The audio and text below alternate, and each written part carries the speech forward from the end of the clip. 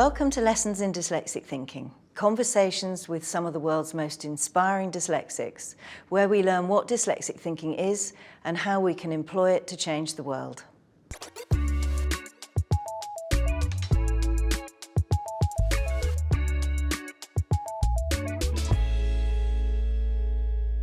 So today we're joined by Sir Richard Branson, a much-loved entrepreneur. Richard, you left school at 16 and have gone on to build one of the world's most loved brands. The brand has disrupted industries like airlines, telecoms and hotels. Tell me, Richard, what do you think your 7-year-old self would think about what you're doing now? I would think he would say, "You lucky bastard." Because I have had an extraordinary life. Lots of ups and downs, as every life is, but many more ups and downs. Without being dyslexic, I wouldn't have gone out into the world to try to create my own things that I was interested in, and I've learned so much, which has been so useful to every new thing I do. And so I was blessed to have dyslexia. I mean, they didn't know I was dyslexic as a kid. They just thought I was not very good at school. But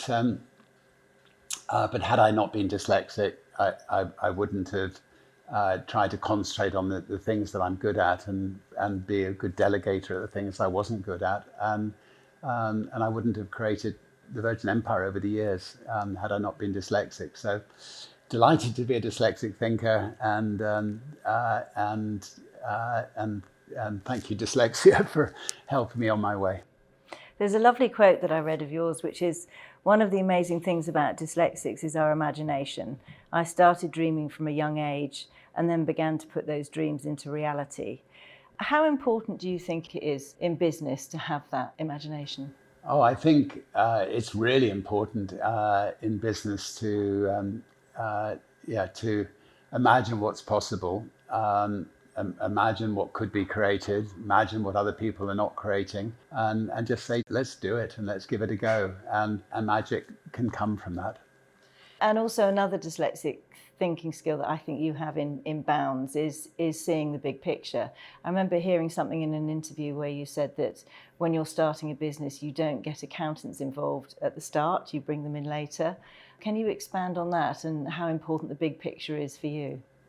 If you create the best in its field, the best by and large will always succeed. So we're just sitting in a new Virgin hotel in Edinburgh. I think it's the best hotel in Edinburgh. It's definitely the kind of place that I or my friends would like to stay. And by and large, we've been fortunate that where we've created the best in its field, they've succeeded. It goes back to the 3 Ps, doesn't it? Which is, for a really, really successful business, you need people, you need passion, and then you need a good product. So I think Virgin has all of those, doesn't it? And obviously the people and the team building, you've spoken a lot about that. And again, another dyslexic thinking skill, empathy, bringing people together who are passionate behind something. And that's something I think is very important to you, isn't it? Yeah, I think dyslexics are particularly good at surrounding themselves with good people because they are not necessarily good at everything. And if somebody thinks, "Oh, I know everything, I'm really good at everything," they're apt to talk down on people. Whereas I think dyslexics are much better listeners, are much better at drawing on other people, and as a result, I think they're better leaders. And by learning from other people, you're going to be able to achieve much more than thinking you know everything yourself. Because there's so many gems of ideas that you can pick up. And when you were a child, I know you've spoken a lot about how your mum was your champion and how she really supported you. My dad was my champion when I was growing up, and my brothers too. A lot of dyslexic people really struggled at school with self-esteem because it's constantly you're failing at things, and that can often even carry on into life where you sort of doubt yourself a little bit. Do you still have, or have you had that self-doubt? And if you have, how have you overcome it? I used to ring my dad to celebrate things or to talk through things that weren't going well. And yeah, sadly my dad's no more, so I ring Holly, my daughter, and she's the person that I'll want to show off to. My wife is not interested at all, but so that if something's just gone well, I'll give her a ring. If something's just gone badly, I'll give her a ring. And now my boy as well. So I've got two great kids, and I think it's always good to have somebody or a couple of people that you can bounce ideas off, or celebrate successes, or who can put their arm around you when things are not going so well, and I think that applies to pretty well anybody, whether you're dyslexic or not. I don't think I have self-doubt as such. I think from years of learning the hard way often. I think I know myself pretty well, and fortunately I managed to surround myself with great people. So if I feel I have a weakness, I can lean on somebody else, and I think that's what dyslexics should do. But the great thing about dyslexics is often they just exceed at the things that they're good at, and then they delegate the things they're not so good at, and that's the way we all should be. But dyslexics have the advantage that they learn that early on. And I think that comes from failing early on, and the fact that failure is just something that happens. How important do you think failure is? When it happens, you wish it didn't happen, but you learn from it. And the important thing is just to brush yourself down, pick yourself up, put it behind you, and move forward, and then not dwell on it at all.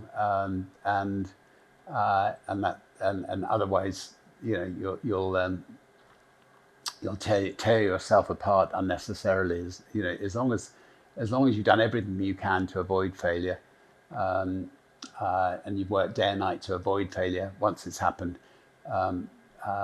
move on, and worry about today and tomorrow, not yesterday.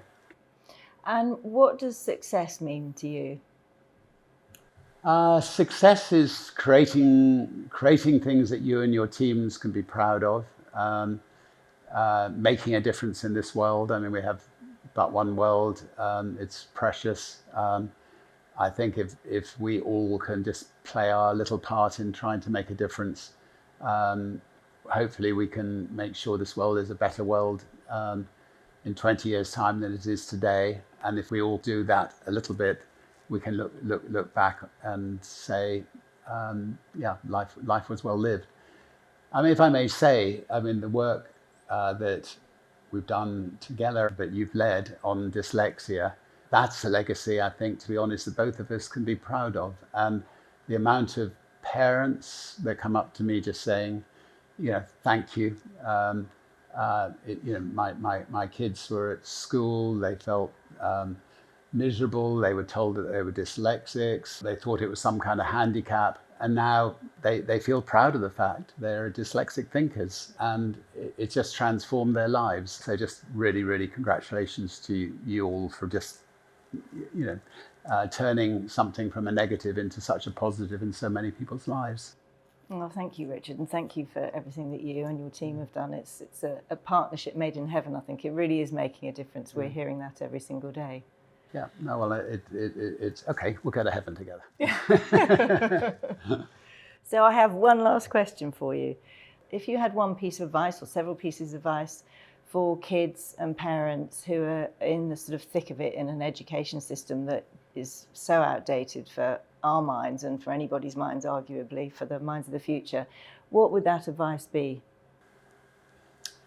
I think just to concentrate on the things that you're good at and not worry about the things that you're hopeless at. I mean, you can do your best at that, but I mean, you will find there's something that you excel at.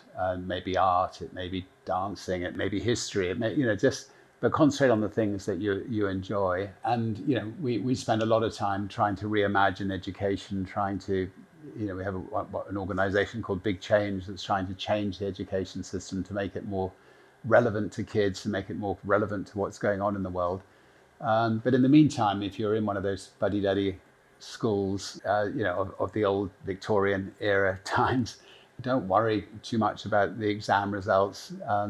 Just concentrate on the things that you enjoy and that you're interested in, and the rest will flow. It's finding that one thing, isn't it? That one thing you're good at, and everything flows. Yeah. And your personality is really important. Just being nice and being a decent person with other people. That in the end is so much more important than exam results. Exams are all about, have you got the ability to memorize? And that's what's so wrong with them. I mean, some people are good at memorizing things, some people are not good at memorizing things, but are really creative. And yet life is spent too much time is spent on exam results. So just don't worry. If you excel at exams, that you're lucky because you've got a good memory. But if not, that is so unimportant in life. Amazing. That's great advice. Yeah. Thank you so much, Richard. It's fantastic to chat to you. Thank you very much. Thanks for coming all this way. Cheers, Kate. Join me next time when I'll be talking to the Mayor of New York City, Eric Adams, about how his dyslexic thinking took him from the wrong side of the tracks to becoming head of the police department and then Mayor of New York City.